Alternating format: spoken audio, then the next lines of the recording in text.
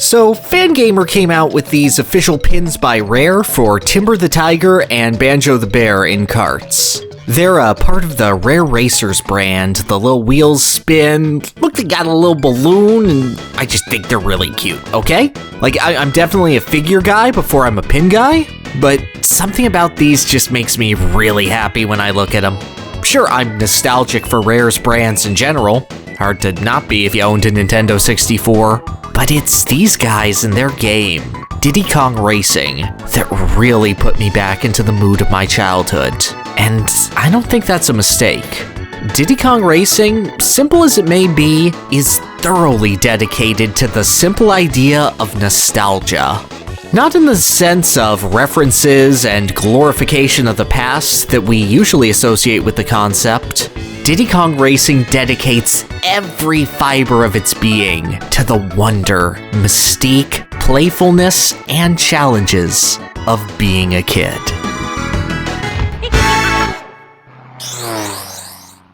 Also, I figured I'd mentioned I'm actually not sponsored for this. I just like the pins, and they made me think about this topic. I mean, if you want to sponsor me, I'm totally open. I could use dental work, but God, Timber just looks so good, doesn't he? Yeah! Diddy Kong Racing's a game with a fun development history. It first began life as a time travel-themed real-time strategy game featuring cavemen, before eventually transitioning into a game inspired by the different lands and pavilions of Walt Disney World, called Wild Cartoon Kingdom. And it's that bass and feeling, the wonder and immersion of being in a theme park, that Diddy Kong Racing absolutely excels at capturing. The game is almost excessively cutesy. Bright and vibrant colors around every corner, different themed worlds with their own lobbies and terrain, goofy mascot characters wandering around to interact with, Hi there. Probably the most melodically driven and bouncy soundtrack that David Wise has ever put out. Hell, the bosses just all call you kid. Well done, kid. Tough luck, kid. Goodbye, kid. Every bit of Diddy Kong Racing is this childish reverie, exploring cool concepts like pirates and dinosaurs and genies and Christmas in a comforting, but ultimately still competitive environment. Timber Island is just an all-around great hub connecting to even better race courses, and gives off this boundless and sincere joy of infinite possibilities and discovery. You know, that special feeling where you look at a waterfall and you go, oh yeah, there is something behind it, and I'm gonna enjoy it. The game is just so darn earnest about its simple charms that it's hard not to have a blast driving, flying, and flying around. And the game is all the more memorable for it. But there is this pig.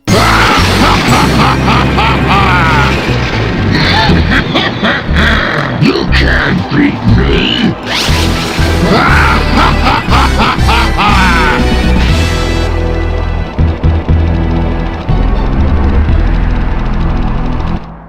Right from the start of the game, you're introduced to Wizpig, an alien wizard pig who goes to planets, wrecks up the place for fun, and then leaves to do it again. And if that sounds really stupid, that's because it's really stupid. Wizpig doesn't have any sort of brilliant dialogue, smart backstory, or cool gameplay function to him. He's a bipedal hog who runs real good and trips over logs a lot. There's really only one thing that Wizpig has to his name, and outside of rock-solid gameplay, it's perhaps the most important aspect that holds Diddy Kong Racing together: presence. This sinister swine has brainwashed 4 of the island's guardians to do his bidding, awoken Taj the genie from a 50-year slumber, sealed up the Time Lord TT's beloved racetracks, but most importantly, he faced the island's champion, Drumstick, in a race for its fate. A race that Drumstick would never return from. The very first thing you see in DKR's adventure mode is Wizpig's ugly mug, a monument to himself jutting out of Timber Island, billowing with dark smoke as a permanent reminder of Wizpig's corruption. And while you can have fun racing your friends, all of your trophies and rewards are made in Wizpig's image. The horrid hog has faced down the best you could offer, destroyed them, and is so far above your level that he won't even acknowledge you. You're not even worth humiliating.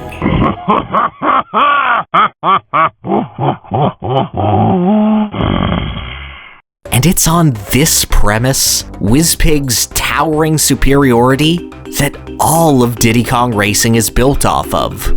You're not as good as Drumstick was. You don't have the skill needed to battle the boar, but you've got the spirit and you can get there. As anyone back in the day can attest, Diddy Kong Racing is not an easy game, at least compared to its contemporaries. But it knows that and builds you up for the entire game to take on its challenges.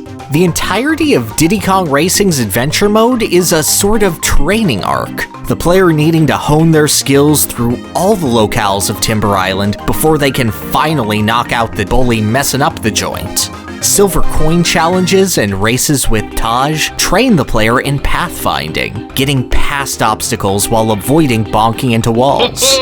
Boss races show the kind of imposing figure Wizpig will have, and unlock hints that teach the player the game's deeper mechanics. Races steadily get harder, the player having to use the techniques they learn to keep up on tracks with tighter turns and more cramped corridors. And with every world cleared, the player earns a piece of the Wizpig amulet, tearing down more of Wizpig's monument and revealing his fleshy, mortal underside. The player can see with every piece just how much closer they are to the final boss, and realize that he's not an invincible pillar of excellence. Wizpig can bleed. You can do it. Go for it! But unlike a lot of bosses of his era, Wizpig won't just roll over and take it. You've got all these skills to beat him now, and he's gonna make sure you use all of them. Wizpig's first strike is a very simple track.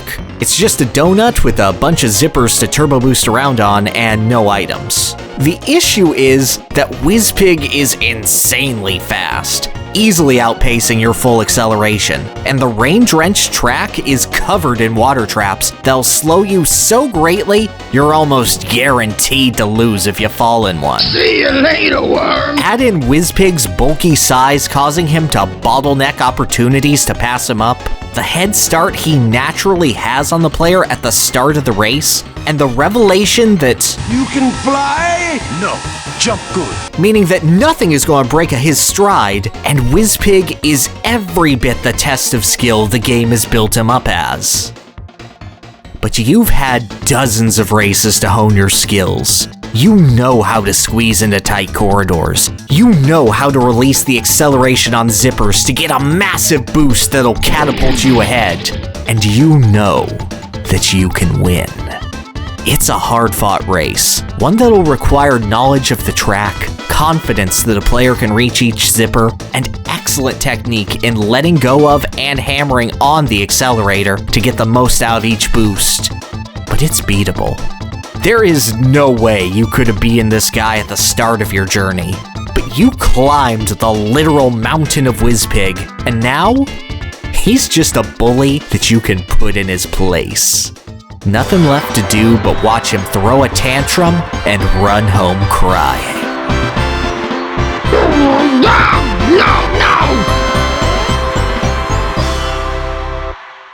But then he carpet bombs the No Wizpig party, so you know what?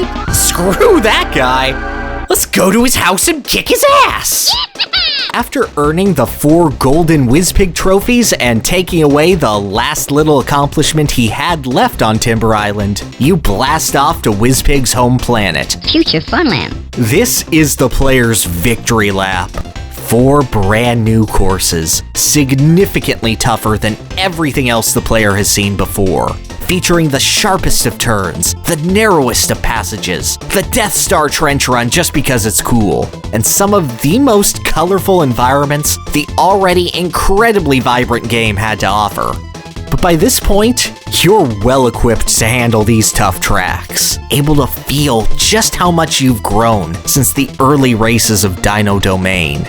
Wizpig himself returns for a rematch, and while the death race he's set up for you is treacherous and has a lot of lasers, he doesn't require nearly the precision that the foot race on Timber Island needed. He's big, he's blastable with plenty of rockets littered around the track, and really, the player has so many advantages between items, barrel rolls, and close corner cutting that this is their race to lose, not Wizpig's. You've gotten up to the bully's level and now get to revel at just how high you've grown while he barrels helplessly through space. No matter whether you find him challenging enough to learn or relatively simple, it's a satisfying finale to a long, long string of races. That growth is the heart of what makes Diddy Kong Racing so memorable. We're all a bit clumsy as kids, learning about the world around us. We have seemingly infinite time to play around, but any challenge seems terrifyingly daunting. Wizpig is that challenge personified. He's probably the dumbest villain concept you could ask for, but he's in your face. He's better than you, and he's scary. It seems like way too much to handle. But in playing with your friends, in learning and growing, you can take on that really scary pig and realize, oh, that wasn't so bad after all. Alien Wizard Pig is stupid. Huh. And after that point, Wizpig is old news. Something that might still be a little tough, but you can handle him just fine and get back to playing with your friends like you wanna. When you beat Wizpig, you grow up a little and get to appreciate all the work that went into getting you to that point. Now, I know I'm saying, oh wow, getting good at a video game and beating a boss means you're maturing. So true, so brave. But it's how Diddy Kong Racing goes about highlighting it that makes it so remarkable. Everything from the presentation, to the music, to the track design, to the progression, to the simple antagonism of Wizpig come together to paint such a vivid portrait of childhood that transcends background and personal experience. Diddy Kong Racing is the fun, challenge, and triumph of being a kid. Plain and simple. And this total dork of a villain steps up to be imposing through the process. Sorry to break the party, worms, but I had to say goodbye. It's been a long time since DKR has been able to be enjoyed.